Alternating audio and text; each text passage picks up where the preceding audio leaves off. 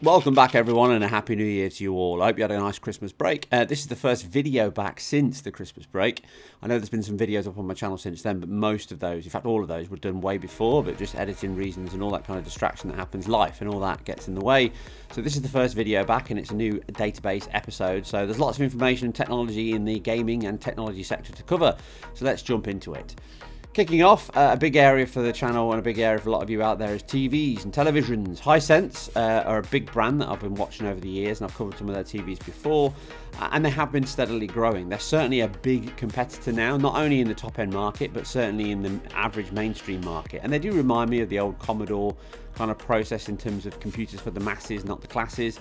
That's kind of Hisense's brand. That's what they do. They kind of make these high quality products for a more premium level price, and then the entry level price. And they really are pushing hard in terms of getting their mini LED technology and their new range and the ULED X technology out into the market at far more affordable prices. So at the CES, they showed off their new ranges, the U6, the U7 and the U8 range, and obviously that goes from low, medium to high, but even there, they're not stupidly priced. Starting with the U6 range, which is a perfect television, one that I'll instantly recommend without even testing one, but I will be looking at that as soon as possible.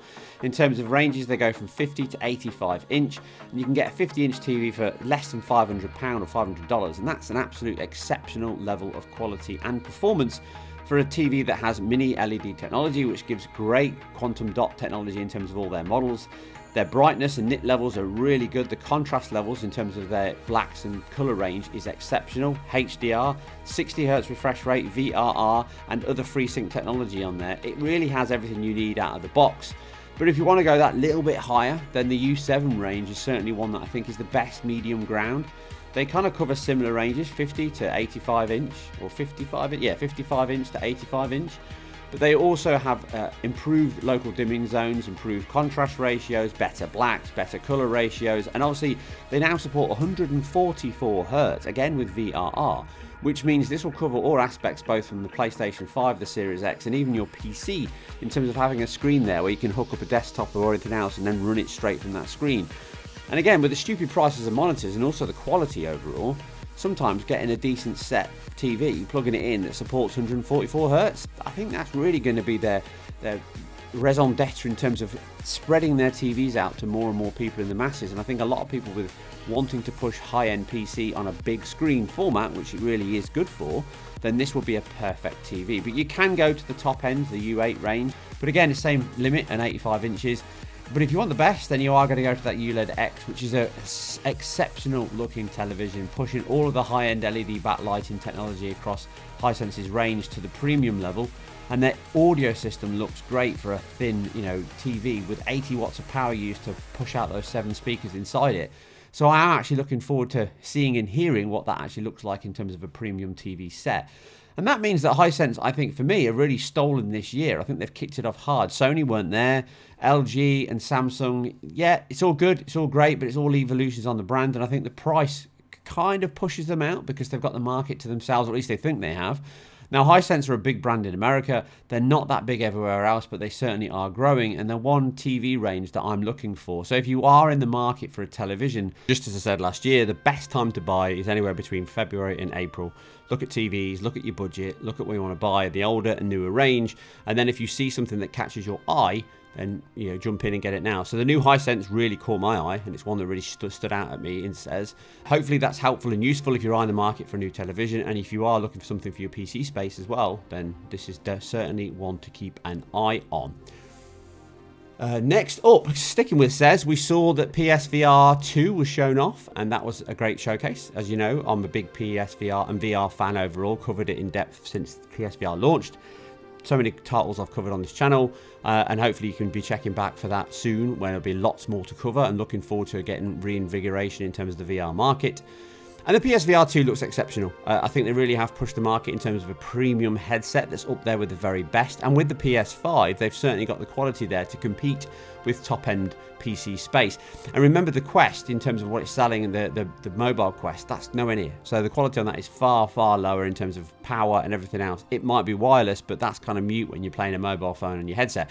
That said, VR doesn't need that kind of quality, so Sony have got an uphill market in terms of battling against that, and you know, Quest put their prices up as well.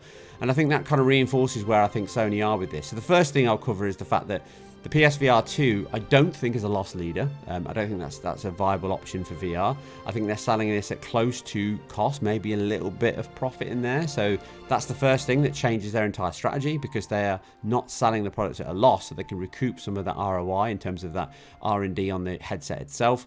And it means that they're selling a premium brand. You know, they're going straight to market in terms of cutting out the middleman and selling it directly on their own channel. That's a big part of what they've done. You can pre-order it now. You know, I pre-ordered mine.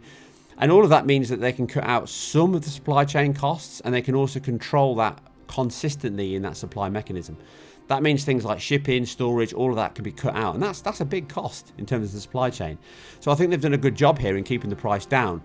If it wasn't for that, I suspect it could have been closer to $650, because it is certainly a premium band. Inside-out tracking, foveated rendering, all of the areas being, you know, again, like I said, the one wire was heavily influenced by power, and I said that at the time. I still think it's got wireless functionality in there, and I still think it'll be using the wireless capability of the PS5, but power is a big problem. Because headsets are a little bit like motorcycles, something I know very well. Weight's important, but so is centre of gravity. It's where you put the weight. So anyone that's ridden motorcycles, you know, like me, or specifically sports bikes, if you ride bikes fast and quickly, you understand that the weight ratio of a bike, sometimes you can ride a heavier bike, but it feels lighter and more nimble because of where the centre of gravity is, where they put the weight, at the bottom, at the front. And sometimes that can help you turn. I know it's a weird analogy, but headsets are the same. The one thing that anyone's tried with the PSVR is when you put it on, it's very light. It doesn't feel heavy on your head, doesn't feel bulky, and that helps your neck and your shoulders and all that kind of long time in the headset. You don't feel fatigued, which some of the other ones do. The Vive, the original Vive had that. You know, it was quite heavy, and the original Quest, or at least the Facebook, whatever the hell it was called when it came out. I've even forgotten now. But all of that makes a difference. And I think what Sony have done is they've done what they always do. They've refined what they made before. The foveated render is a huge increase. The lens, the OLED screen, the fact that it's HDR now, the fact that it's 4K each eye, not 1080i. It's 4K each eye, not 1080i per eye. So the quality, the screen door effect, all of that has been ramped up, and they're selling it at a price that reflects that. And I think that and the controllers, the haptics, the headset feedback, all of those areas are going to make a huge amount of difference to the experience. So I really am looking forward to it. The presentation was, the whole thing from Sony, it says, was just kind of flat and awful. But then you got to remember, this is really a trade show, so it's not really aimed at consumers. It's merely aimed at the trade, the industry, investors, you know, retailers, people like that. That's what it's aimed for, and therefore it's quite corporate. That's its very intention. Sound bites come out of it, absolutely.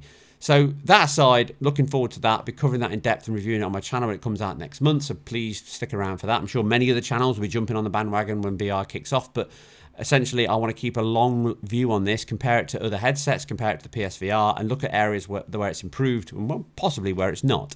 So I'll be covering that in depth.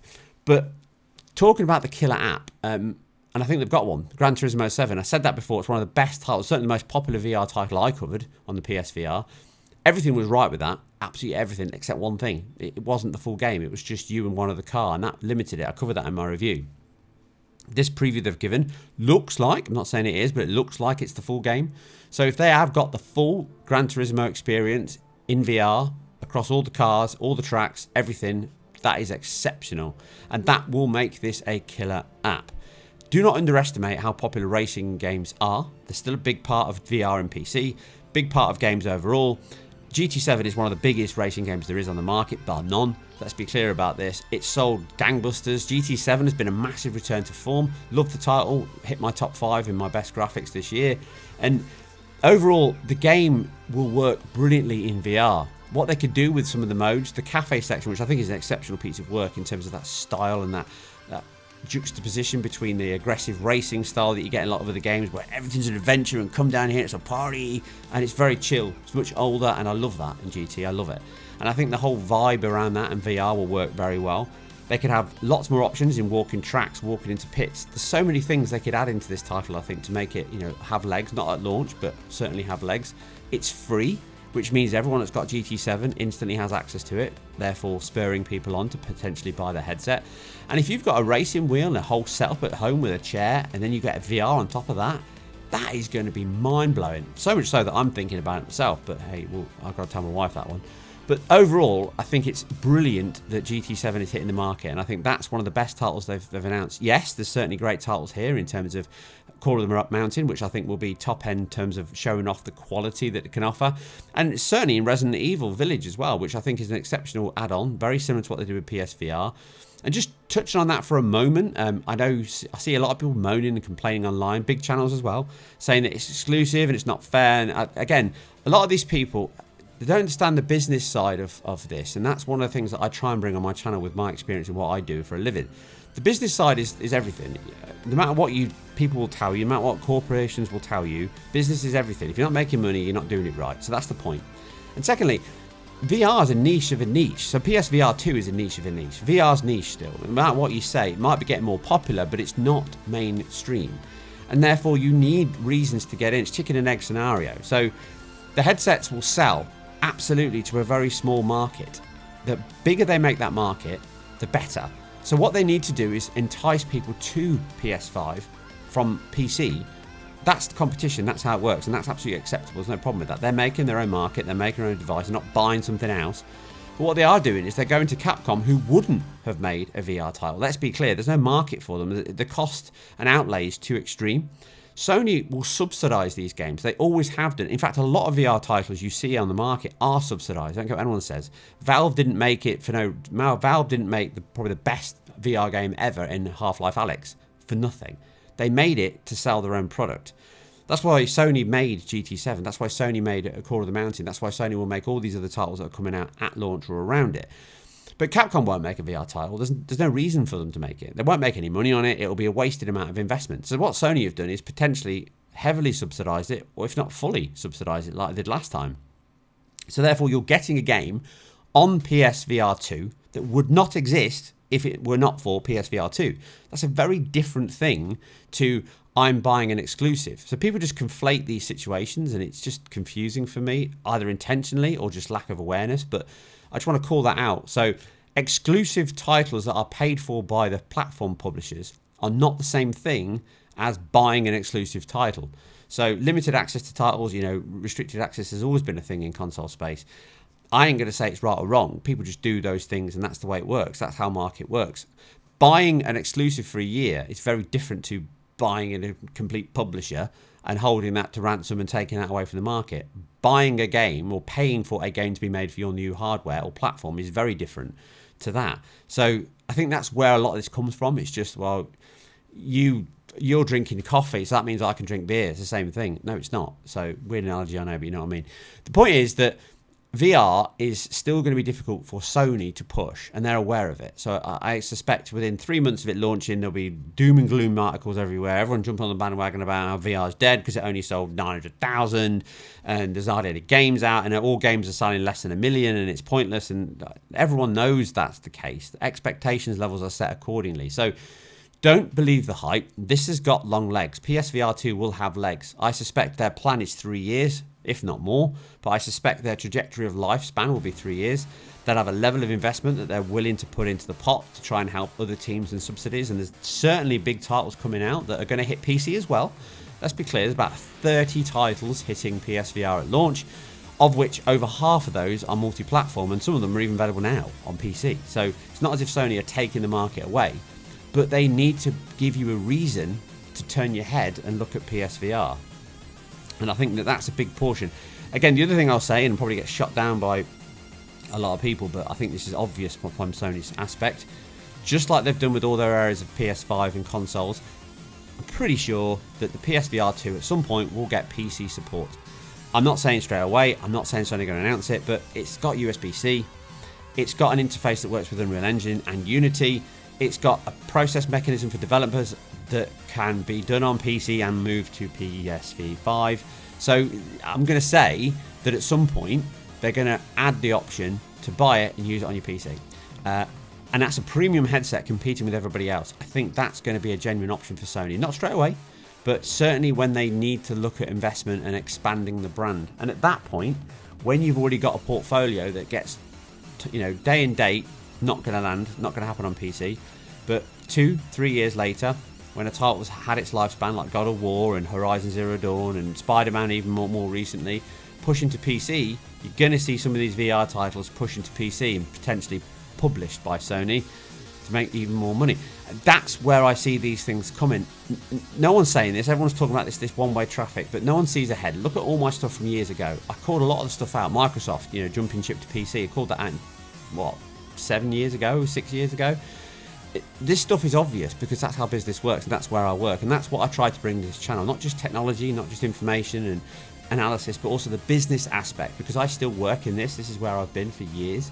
So I'm not saying I know it all. I'm not saying that. It sounds arrogant. I'm not saying that. What I'm saying is the reason I talk about these things is because I've got experience. I've been in board meetings. I've been in marketing teams. I've been in strategizing for lots of different big brands. Brands you and I have seen on the market, and you know I've helped deliver those. Trust me, I'm not going to say what they are, but there's a lot of stuff that I've been involved in.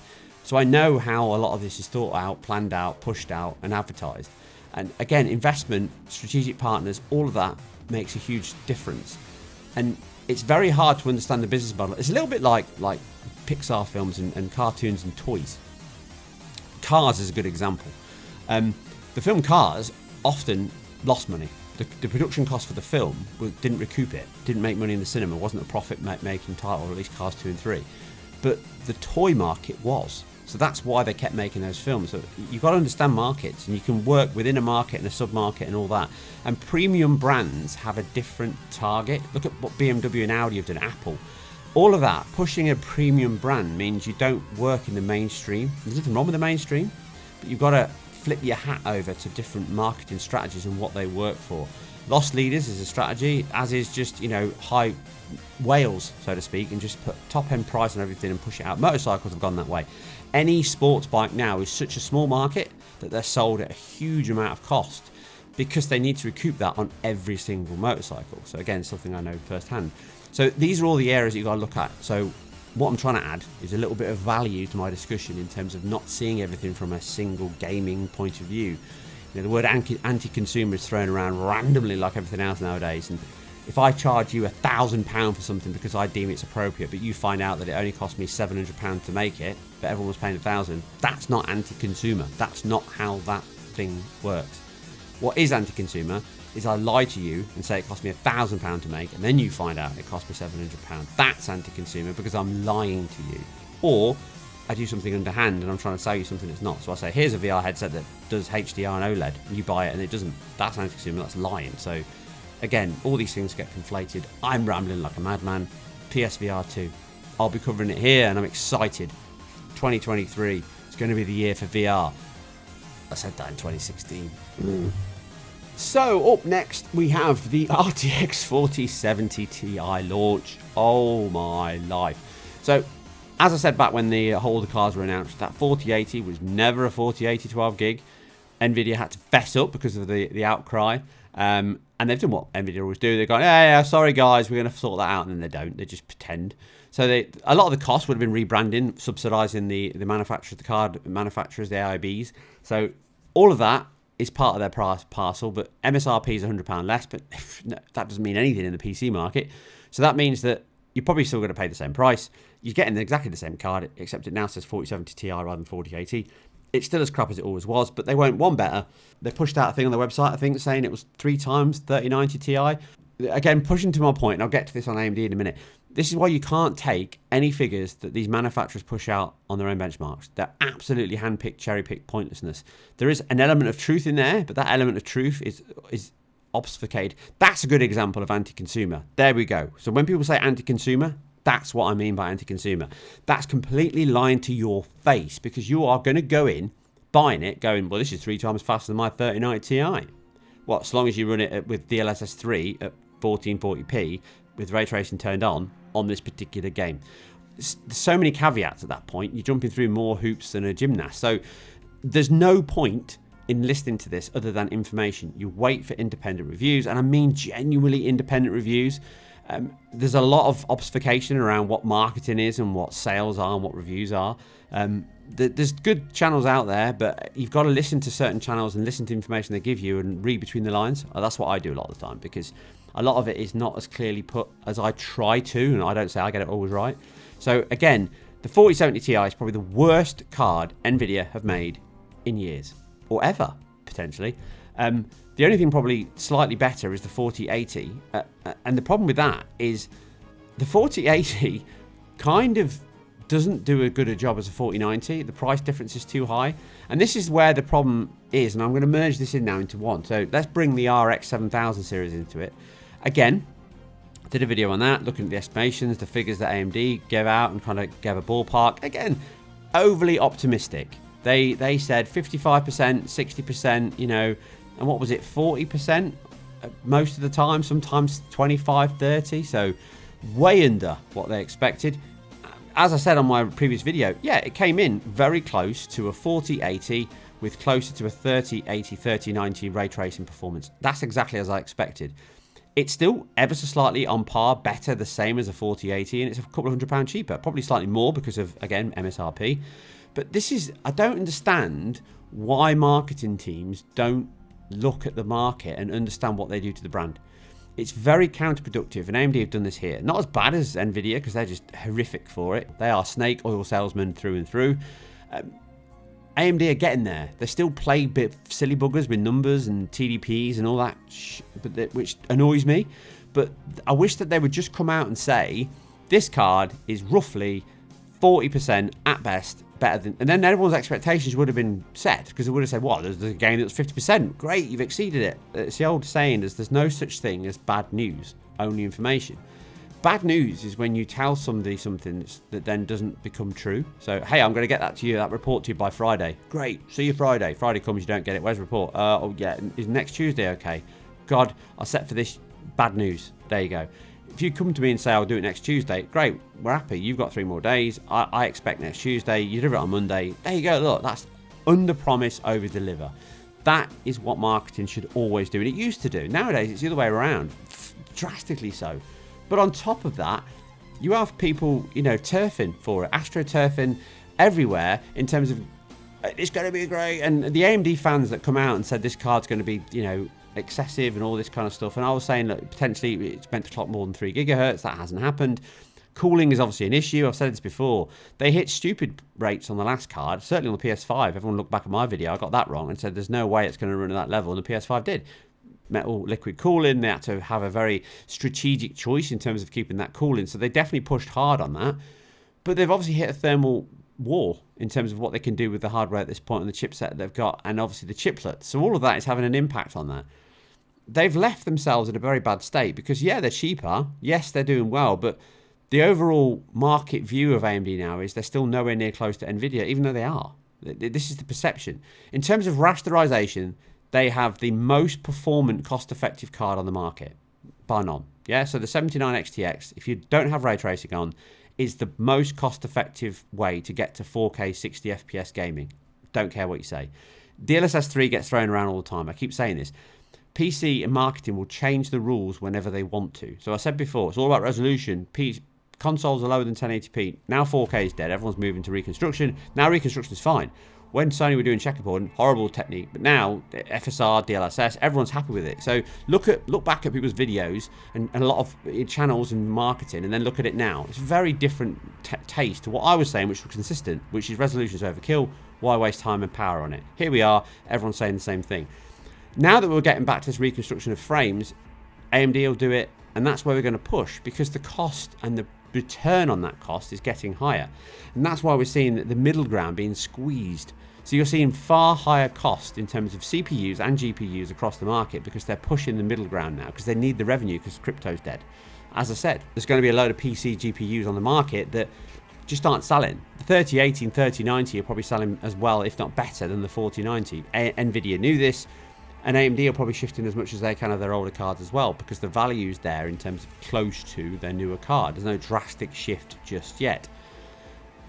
But we need to see a shift in the marketing. I'm bored of seeing just more and more fuzz in terms of marketing, and then you read it and you think, hang on a minute, that doesn't look right. And sure enough, it's not right. And you get results, and the average is far, far closer to your expectations. But you're now paying far more for the same level of quality you got 2 years ago. Pound for pound. in terms of relative shift in the market, and that's just not exceptional. And Nvidia might be leading the market, but their market is shrinking. The PC market is shrinking overall, and they're aware of this. So this is why you're seeing more. The CPUs, I knew they wouldn't sell very well. Now AMD are pushing out cheaper CPUs that are not an X brand. They're going to be more cost effective. They're going to perform almost identical if you're just into gaming, because that's CPU is relevant. Most games don't maximize the CPU. I say this all the time. I said it way back when I covered I think I was talking about the Windows and DirectX 12 and all that and APIs. CPUs in gaming are very different demands to CPUs as a desktop and mainstream. So if you're doing CAD design, if you're doing graphics work or intensive CPU database work and anything to do with lots of data transactions and lots of shifting, you need lots of cores, you need fast memory, you need a very different demand on that CPU than you do when it's in your desktop playing games. That's why consoles make cuts, because they can. I keep saying this all the time, removing FP units and stuff.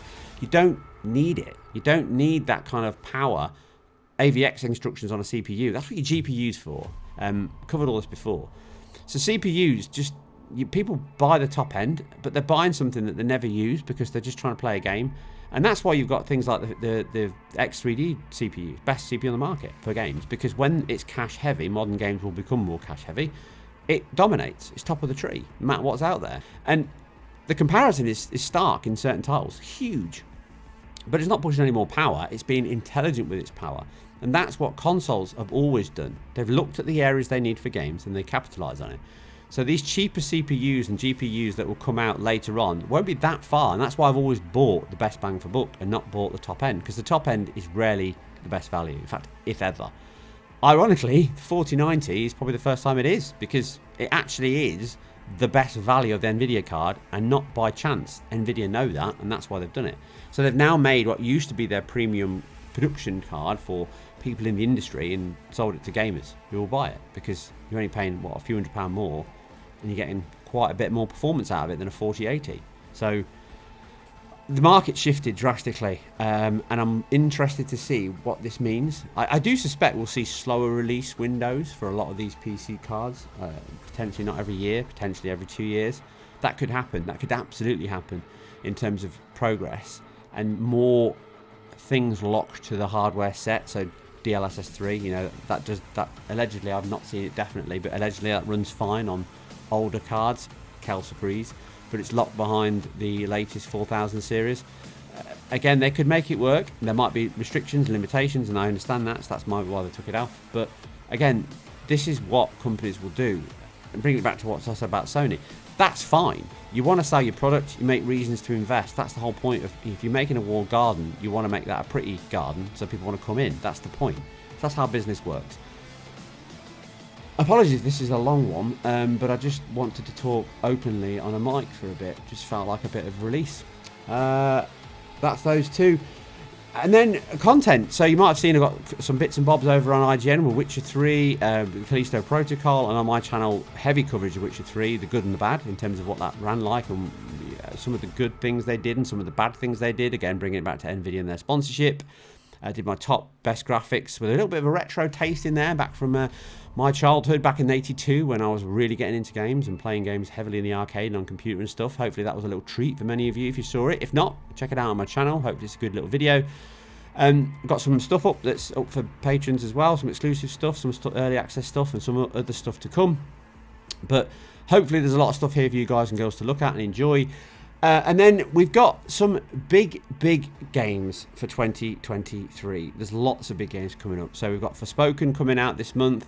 We've got the Dead Space remake, which is a huge title. We've got the Jedi Fallen Order sequel in terms of Survivor. That is a big title I'm looking forward to playing. And obviously we've got PSVR2, which will have a huge amount of coverage on my channel, and hopefully I'll cover it also for IGN, like I say. So hopefully there's a lot to keep you guys and girls interested. Get excited for 2023. Let's push 2022 behind us, and let's try and get excited again about games, technology, and all things that are coming our way. And hopefully, one last thing is I hope Xbox actually makes some bloody games and get them out the door. So, got a couple of questions from my Patreon supporters. Remember, if you are or want to get questions to me on any subject, any area, especially technology, then join my Patreon for up to like £1, $1 per month. That really helps me out, and it really helps do a lot of stuff that I do exclusively on there, some of my retro stuff. Get on there, that really helps. So Question here from Syrian Welsh was, does current backwards compatibility lock future console architectures to AMD and x86? Or could switching to Intel or Nvidia or even ARM be plausible if this feature is carried forward? Short answer is no, everything's possible. Long answer is it's complicated and expensive. So the thing about backwards compatibility is it doesn't need to be anything more than a VM or an encapsulation effectively. So encapsulation means you put everything in one place. So everything you need is there. So you create a virtualized machine. You create a virtual environment, an instance of something. So if you look back at emulation, or at least backwards compatibility, a lot of it was hardware based. So the Atari VCS, for example, even other platforms. So the ColecoVision could play Atari VCS titles. Ironically, Atari's own sequel couldn't do it. ColecoVision beat them to it. That was hardware based because everything back then didn't have an operating system. It was direct to the hardware.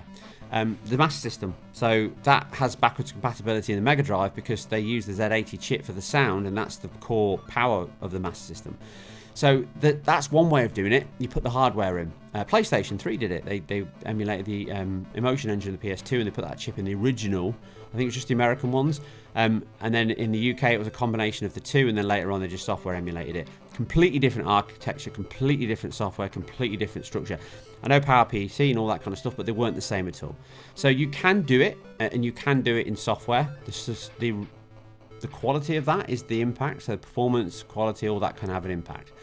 If you look at what Xbox did, they did exactly that. So the backwards compatibility of the original Xbox titles, that's a PowerPC structure. So that's not an x86. It's basically RISC-based CPU.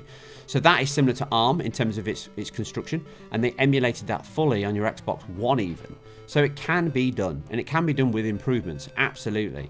It's all around how good the VM is, how much information they've got on the box. This is why PS3 is so complicated, I've said this before. So no, they could jump to Nvidia, they could jump to Intel, they could jump to anybody, they could jump to ARM specifically, and use that. And that might be an option. You know, that cuts costs, it improves. I've always said risk is better for gaming anyway. The problem is the platforms we're on all have PC development, and that's a big part of the market. So that makes it more complex. Switch has shown that that's not a problem, but a lot of that I'm pretty sure will be around the development tools and suite they've got in place. I would say Sony could easily do it, and they certainly have the skill, the technical investment, and the gravitas to make that work for them. I don't think Microsoft will, because they will always pick the easy option, and that's a shame. But yeah, I do think it's plausible. I do think it's plausible that Sony at some point could look at making their own CPUs as well with a licensing from ARM and do that way as well. That's always an option. Nvidia have got a license. There's no reason why Sony can't. They're competing in similar spaces with a lot of what they're doing in technology, AI, cars, all that. So there's definitely an area of competition there that they could look at. So yeah, absolutely fully plausible. Whether it's realistic, who knows? It will be interesting to see what Switch next is, which will be announced this year. Almost certainly. Not letting a cat out of the bag there, but it'll be announced this year, and we'll see what comes out of that in terms of what that construction is. Still Nvidia, as far as I'm aware, still improved. Interesting to see where that goes in terms of that RISC CPU I just mentioned for Nvidia and what that means in terms of delivery. We'll wait and see, but I'll be interested to see that. That'll be a good litmus test on how good backwards compatibility is and whether or not they even support it. So good question. Thank you for that. Cannon fodder. What a game. Great question. Is with multi-core, multi-thread, branch predict, etc. Given that all differing background processes, I assume when rerunning identical complex code, steps, loops never execute the same way twice. Now with chiplet asymmetric processing and variable frequencies, error correcting, can you consider a video summary of these wildly variable variables? Remember, game speed tied to megahertz, the turbo button patch. Thanks. Really good question. It probably is one that I'll probably cover in a future video. Excellent work. Yeah, I mean, again, a lot of what happens in CPU specifically, so branch prediction and splitting off, that's specifically a CPU area more predominantly. You don't really do a lot of that on GPU, or if you do, you're going to pay a heavy cost for it. And that's simply because, as you've quite rightly called out, by going to chiplet and meshes, by having it across multiple threads, that's very hard when you get data race conditions effectively. And that means when you are trying to write to a piece of data and also you're trying to update a piece of data or read from a piece of data, that's a data race condition. So if you've got two threads working on the same piece of data and the same piece of work, there is who's first, chicken and the egg. It's the old joke, Englishman, Irishman, Scotsman. If I get there first, I'll draw a chalk on the wall. If I get there first, I'll rub it off. somebody's got to get there first. So you end up doing mutex locks. That's common, but that's costly because mutex locks means everyone's waiting behind that stack. So a lot of what happens in code is locked behind that. You do a lot of pausing and waiting. This is why I was talking about VSync and the cost. That's effectively a good example of it in the game world. So VSync is that cost to make sure that everything, no matter what's happening, we all realign and go, hey guys, we ready? Okay, let's go to the next loop, and we move on. So a lot of what branch prediction and stuff, yes, absolutely, will be affected by that, by caches, by going out to memory. All of that is very expensive. So a lot of what's going on with branching and CPU design and GPU design is to bring all of that on chip. So the more you get on chip in a cache, the less cost you have in terms of latency going out to RAM, power as well, because you don't understand, I don't mean that badly, but a lot of people don't understand that the cost to go to RAM is very expensive in terms of power. So a lot of your chip power is wasted using heavy expensive RAM, but that's far cheaper per megabyte or whatever than it is on die. On die is very expensive. So it's always a trade-off. Like everything in engineering, it's always a trade-off. And that's never not been true. So it's like the triple constraints. It's like everything in the world, there's three constraints. There's time, cost, and quality. You can't have all three. That's the same for manufacturing. That's certainly the same for engineering. So a lot of it comes down to balancing it out. So bringing it back to your question, all of the background processes and loops, yes, they won't operate the same, but that branch prediction work in CPUs cuts a lot of that cost, and they are so good now at predicting where your branch is likely to go. They go off and get data quicker. So you will absolutely still get stutters and judders, but that's all factored into the architectural design.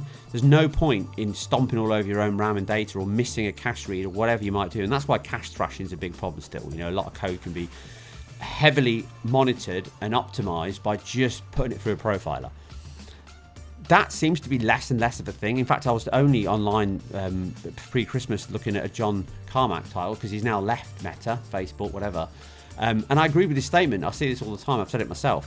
When you see companies now, the quality overall has gone down, and they don't spend time trying to push the bleeding edge because it's not there. It's like, why spend 6 months making a film when you can do it in 3 months and 90% of people don't care and watch it anyway? That's literally where the market's at. It's all about how quick can I get my return. And unfortunately, you've got very, very powerful hardware now that's being underutilized more and more. And this is why people talk about consoles and PC and say that it's more powerful and all that. A lot of it is because they just don't utilize the hardware very well. But it's much harder to get your code to run efficiently, streamlined, and precise if you don't spend time on profiling. It's a specific talent, it's a specific skill, and it's something that's very important, which is why tools, I've always said, tools are so important for developers, far more than anything else. But you can fix or mitigate some of that by just going, here, have a 3 times faster GPU. Great. And that's why you get these games that come out where everyone goes, how does this game launch? It's terrible. Because they're running it on hardware that you just don't have. They've ran it on a 12900K RAM to the top rafters with a 4090 in there, or maybe in a 4090 Ti that's not out yet. And they just go, do you know what? I've got 24 gig of RAM. I've got all of this on VRAM. I've got 128 gig of system RAM. I've got an incredibly fast motherboard. I've got huge amounts of cache on my CPU. It runs fine for me. I can get 60 FPS out of this. That's how games are made. Make it high and then scale it back. That's why development machines have more RAM, for example. Makes the development process easier. Again, when it comes down to this, all of this will work in terms of that chiplet design. But again, the best way to see the best use of this will be in consoles or dedicated hardware, because the developers and the development process, the SDK specifically, and certainly the compiler, can be built around the known entities. For PC, it's not the same. So if I write you a game and I write you a piece of code and I ship it and I make it and I've written it all on Intel CPUs and Intel GPUs and it runs perfectly, I know that if I ship that out the door, I'm going to have loads of problems on AMD and Nvidia. I know it. You know it, I know it, everyone knows it, because I've got to spend time fixing that. When I'm on Xbox or when I'm on PS5, I've only got to worry about that SDK, that piece of hardware. That's it. And that complexity is even shared a little bit with Xbox, with it having a Series S and a Series X. There's a difference there, a big enough difference to that cost. That's the cost that developers have. Not making the game, it will run, but profiling it for the Series S. That's why memory is a big issue. When I did the video on it, I said it wouldn't do ray tracing much. That's come to pass. Exactly that, because they even cut back more on the memory bandwidth than I thought. So a lot of these areas are around utilizing the hardware well And this is what comes first. You know, what comes first, the architecture or the software? Well, it's a bit of both, isn't it? Because you should make, this is how arcades used to be made. You made the arcade hardware in symbiosis with the software. So you had an aim and you went, I'm going to make a game that's 3D, that's got loads of 3D calculations and vectors and all of that stuff, texture mapping, filtering. So you then make hardware that can handle all that. That's the perfect build of a machine. That's what it's for. The Atari VCS was just made to run Pong, effectively. That was it. But software comes in and fixes things. That's why you saw these amazing titles from retro machines years later that just blow your mind, because developers will always find a way around it, but there's always limitations.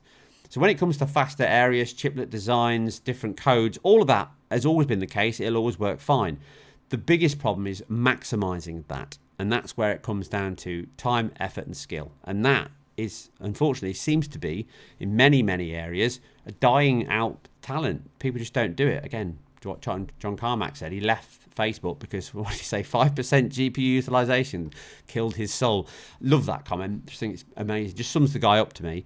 He was always the man for getting the most out of hardware, and I still value his opinion now to this day. He's got the right amount of knowledge, skill, and certainly hands-on experience to be the one person that you listen to. So, long answer, very bad, apologies. But yeah, game speed, all of that is an issue, but architecture, software, and the encapsulation basically of how things run nowadays is very different to how it used to be. So I love your reference about turbo speed. You used to turn it on and the game would just break because the speed went too fast. So hopefully that answers your question. Cannon fodder, maybe not. Apologies if it was a bit rubbish. Anyway, that's it for another database. Hopefully you enjoyed this half an hour of raffle. If you did, remember I'm completely self-funded and independent. But if you like what I do here, then please like, subscribe, share, and all that good stuff, because it really helps. Leave a comment down below because that helps the algorithm. And I'll catch you very soon on a lot more content. See you on the next one.